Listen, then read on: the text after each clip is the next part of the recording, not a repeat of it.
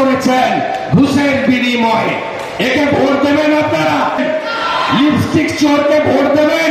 Vote দেবেন? চাপড়ায় শুভেন্দু অধিকারী বিরাট পদযাত্রা করেন, রাস্তার দুপাশে প্রচুর মানুষও জড়ো হয়। এদিন তিনি চাপড়াতে সভাও করেন। তিনি বলেন, কৃষ্ণচন্দ্র এই পরিবারের প্রতি আমরা কৃতজ্ঞ, তার পরিবারের জন্য ভারতভুক্তি হয়েছিল নদিয়ার মানুষ।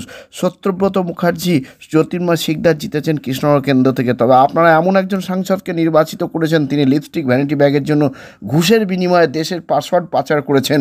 ভ্যানিটি ব্যাগ চোরকে জেতাবেন আপনারা? পোষ্য চুরি করেছেন তাকে জেতাবেন? তারাকে হারাতে হবে। উল্টো দিকে অমৃতা রায়ের প্রশংসা করেন বিজেপি প্রার্থীর একজন পশুপ্রেমী ও প্রকৃতির নারী বলেও তিনি জানান। শুভেন্দু অধিকারী ঠিক কী বললেন তার বক্তব্য শোনাবো। আর এই নিয়ে আজকাল আগামী বিশেষ প্রতিবেদন। চাপড়ায় মহুয়াকে আক্রমণ করে শুভেন্দু বললে ঘুষের বিনিময়ে পাসওয়ার্ড বিদেশে পাচার করেছেন, একে ভোট দেবেন আপনারা? আর দূরে নয় অ্যাপেলো, হাত বাড়ালেই অ্যাপেলো। অ্যাপেলো এবার আপনার বাড়ির কাছে। ব্রেন, নার্ভ, কিডনি সহ শরীরের বিভিন্ন জটিল রোগে চেন্নাইয়ের নামী চিকিৎসকরা বসছেন কৃষ্ণনগরের পাত্র বাজারের অ্যাপেলো ইনফরমেশন সেন্টারে। স্বল্প ভিজিটে পাওয়া যাচ্ছে দেশের বিখ্যাত চিকিৎসকদের কাছ থেকে চিকিৎসার সুযোগ। তাই দেরি নয়, জটিল রোগের চিকিৎসার জন্য সত্বর চলে আসুন পাত্র বাজারের অ্যাপেলো ইনফরমেশন সেন্টারে।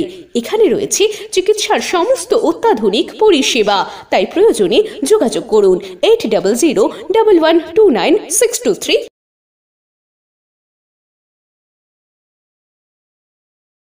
পলাশীপাড়ার তিনি বিধায়ক, নাম তার মানিক ভট্টাচার্য। মমতা ব্যানার্জির বন্ধু এত তাড়াতাড়ি ভুলে গেলেন? নদিয়া জেলার একজন এমএলএ, বড় নেতা, চাকরি চুরির দায়ে বছরের বেশি জেলে আছে। নিশ্চয় তরুণ জ্যোতি তেওয়ারি তার বক্তব্যে বলে গেছে। আরেকজন তো একবার যায় একবার আসে, নাম তার তাপস সাহা। এখানকার বিধায়ক গুণধর। এমনি তো এখানে গুতাগুতি চলছে, আজকে সকালেও গুতাগুতি হয়েছে।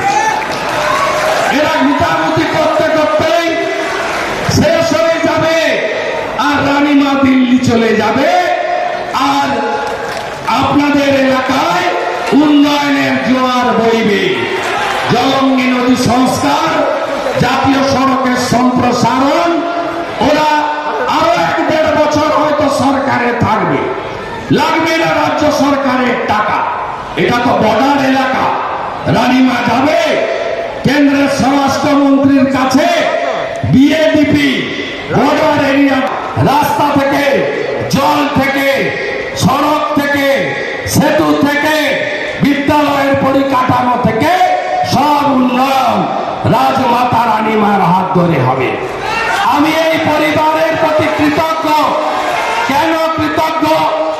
আমি মমতা ব্যানার্জির মতো ওই এপাং ওপাং ঝপাং আমরা সবাই ড্যাং ড্যাং এসব কথা বলতে চাই না। আমি বলতে চাই, আমরা নদিয়া জেলার বড় অংশ ভারত মুক্তি হয়েছিল কার জন্য বলুন? আমি গতবারে, তাহলে আমাদের এই এলাকা ভারতে থাকতো না, বাংলাদেশ আগের পূর্ব পাকিস্তানে থাকতো। ইচ্ছা আছে নাকি পূর্ব পাকিস্তানে যাওয়ার? ইচ্ছা আছে তো? ইচ্ছা নেই তো? তাহলে আর উদ্বাস্তু হব না, মোদিজিকে ছাড়বো না। আর সিএ এর মানে কি? যারা বাংলাদেশ থেকে একটা পরে ধর্মীয় কারণে উদ্বাস্তু হয়ে এসেছেন, তাদেরকে নাগরিকত্ব দেওয়া, কেড়ে নেওয়া নয়।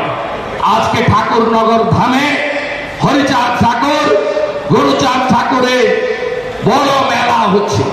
হাজারে হাজারে মতুয়া সমাজ যাচ্ছে ডঙ্কা বাজিয়ে। আপনারা যেমন এর আগে বারগুলোতে ওদেরকে কেন্দ্র থেকে জিতিয়েছেন বা জিতেছে ভোট ভাগাভাগি সুযোগ নিয়ে, কিন্তু তারা দিল্লিতে গিয়ে কোনো কাজ বা কোনো কথা বলতে পারেনি। আমার খুব লজ্জা লাগছে যে কৃষ্ণনগর থেকে সত্যব্রত মুখার্জির মতো মানুষরা, আরো বড় মাপের মানুষরা এখান থেকে জিতেছেন। এমনকি জাতীয় স্পোর্টস পার্সন জ্যোতির্ময় শিকদার একটা সময় জিতেছেন। সেখান থেকে একজনকে আপনারা সাংসদ করেছিলেন, যিনি কোনোদিনও চাপড়া করিমপুর, তেহট্ট, পলাশিপাড়া ইত্যাদির জন্য একটা শব্দ ব্যবহার করেনি। এই বিস্তীর্ণ এলাকা তেহট্ট মহকুমায় রেলের সংযোগ সাধিত হয়নি।